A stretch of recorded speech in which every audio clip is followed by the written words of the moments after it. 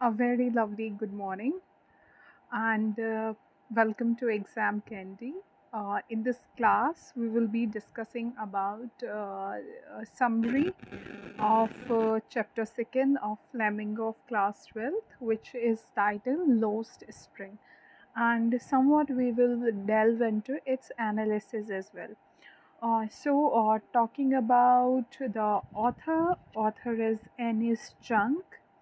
Now, protagonist is Shahib. Now, we are gonna do these are the pointers which I have made, and they will help you. Like, you can't understand them on your own, but I will make them understand to you.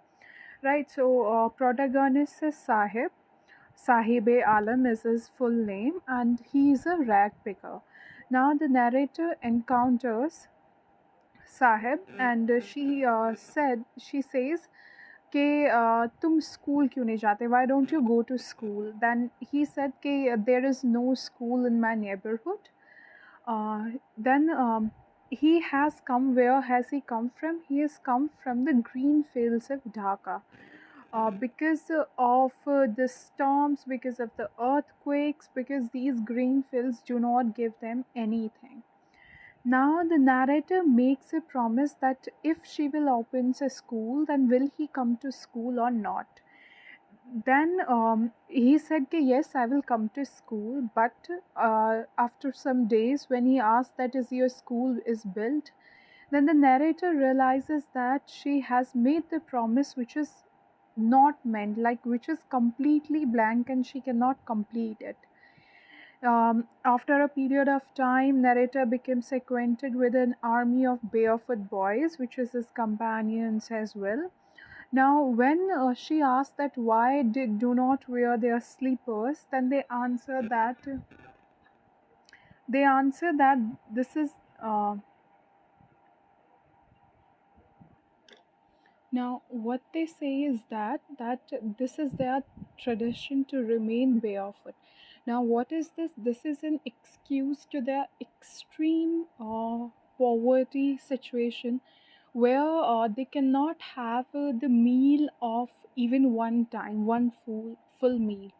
Now, then the narrator visits his place, which is on the outskirts of Delhi, and is named Simapuri, and they are given no and they are living there with no identity, with no permissions. Now, what matters to them there is that they are getting their one time food, which was not available in Dhaka or Bangladesh when they came from there in 1971.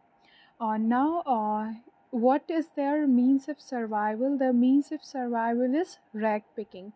Uh, the elders are also involved in that, and after a period of time the children also learns the same, right? But for children it means more than a means of survival, right? Rag picking, because for them it may seem that they may find a 10 rupee note, and on the very first line, when the narrator asks that what are you looking in that garbage dump, Sahib answers that he is scourging for gold in that garbage dump. So that's it is more than the means of survival for children.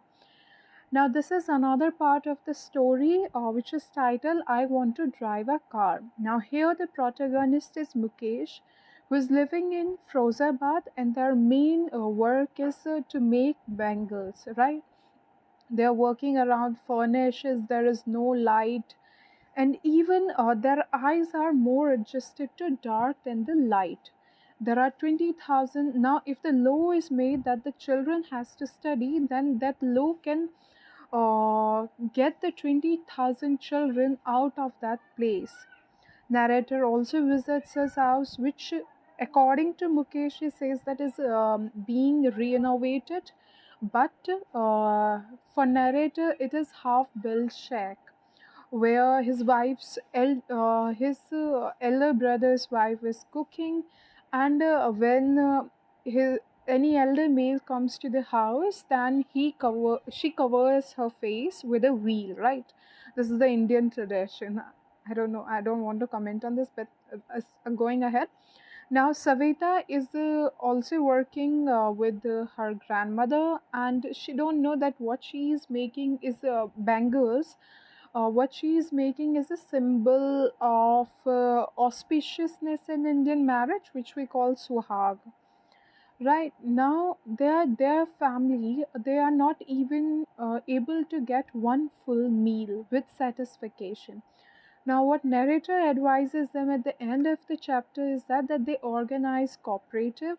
The whole a lot of men organize their cooperative and put forward what their situation is, right? But what they are afraid of, what people are afraid of, is that their actions will be termed illegal, and they will be hauled by the police, beaten up by police, and they will be put in jail. Right, so at the last, in the conclusion of the chapter, what narrator comes to tell us is that there are two distinct worlds. One which is burdened by poverty, and the other which is of sahukars, quote unquote. Sahukars, because there are policemen, there are bureaucrats, there are politicians, there are middle class men who are all imposing a baggage, a burden on poor people along with their poverty stricken situation.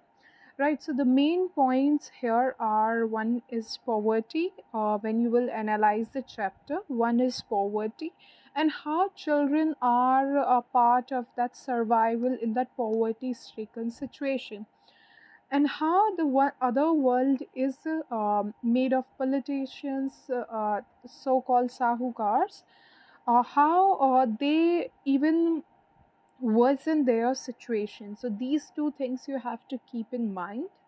That's all for now. Take care. Bye bye. See you. Enjoy reading the chapter.